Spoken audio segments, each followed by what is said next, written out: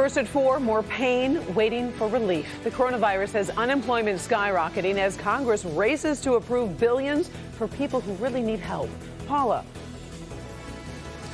A recent survey indicates Michigan students are not engaging in online remote learning by about 50% or more. For whatever reasons, we take a look at those reasons and do a deep dive into education for all. Ben? Follow the rain moving out at least until the weekend, but in between, we're going to squeeze in a pretty nice Friday tomorrow. We'll look at that right now, first at 4. Live from downtown Detroit, home of WDIV and Click on Detroit, Local 4 News First at 4 starts now. Good afternoon, everyone. I'm Karen Drew. First at 4, the coronavirus continues to break hearts, force people out of their jobs, and it leaves parents worried about their children's education. Today, we learned another 4.4 million Americans applied for unemployment benefits. That number does not count anyone who's not working but can't sign up. Congress is about to vote on a new relief bill worth nearly $500 billion. Meantime, here in Michigan, state lawmakers plan a special session tomorrow to form a bipartisan committee to review Governor Whitmer's handling of the crisis. And the state reports more than 1,300 new infections in the past 24 hours, bringing the total to more than 35,000, and more than 2,900 lives have been lost. The Detroit School District is hoping a new partnership can bridge a digital divide for thousands of students. The Connected Futures Project is a $23 million investment involving several Detroit businesses and organizations. Starting in June, all 51,000 students will receive a tablet and high-speed internet for 6 months. The district plans to partner with the city of Detroit to help families sign up for internet service at a low cost. Superintendent Nikolai Vitti says he wants students to have the tools to level the playing field with other districts. I'm just excited that people stepped up and with a sense of urgency and a sense of immediacy based on what our children have needed for a long time, but that divide was so clear with this shutdown, and now we're talking about equity.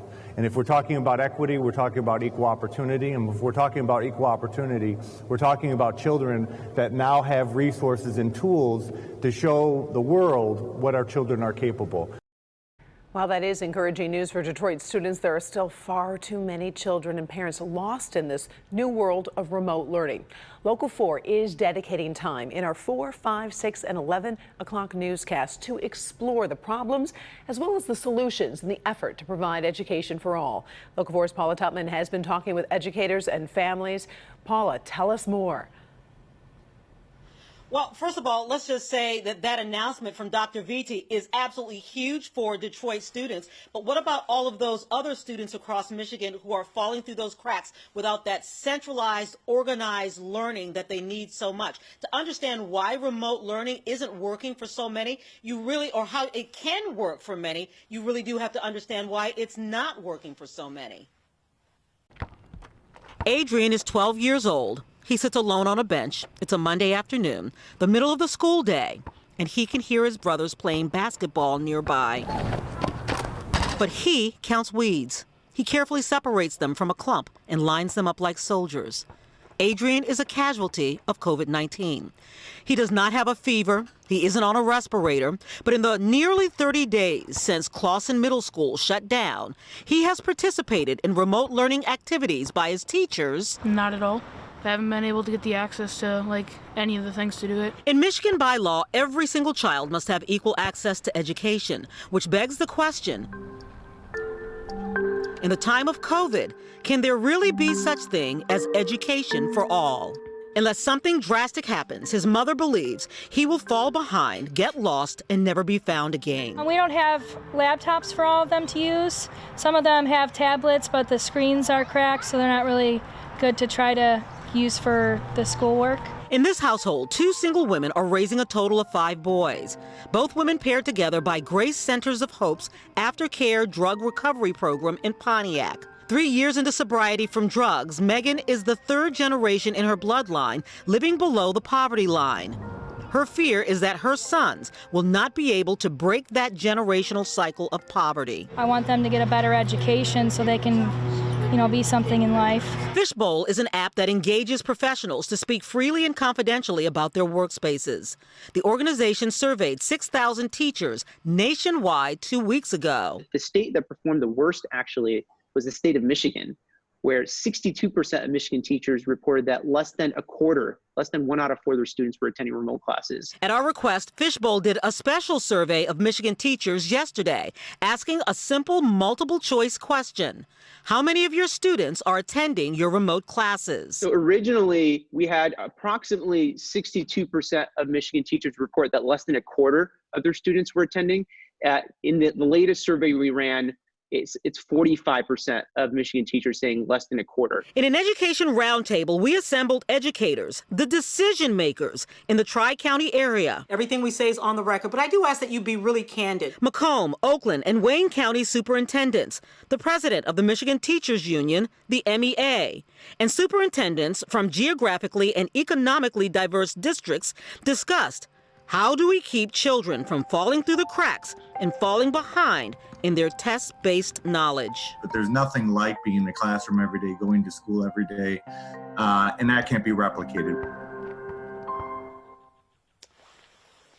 Listen, we know that many school districts are going through this. These are just 13 school districts. But Karen, the last time you had 13 educators and decision makers in the room, imagine the insight that came out of that. So inspiring to see, hopefully, some changes for some of these kids who so really need it. In terms of what's coming up for 5 and 6, give us a little preview. Absolutely. 5:30, we're going to talk about what's keeping these educators up at night, what worries them. But also, they also have a great deal of optimism. At 6 o'clock, catching up, how they're already working, rolling out plans to catch these students up, and an add-on at 11, and that is moving forward. What will the school year look like moving forward coming this fall? All right, education for all. We look forward to your special reports this evening at 5, 6, and 11. Thank you, Paula. Now let's turn to the economic pain of the crisis.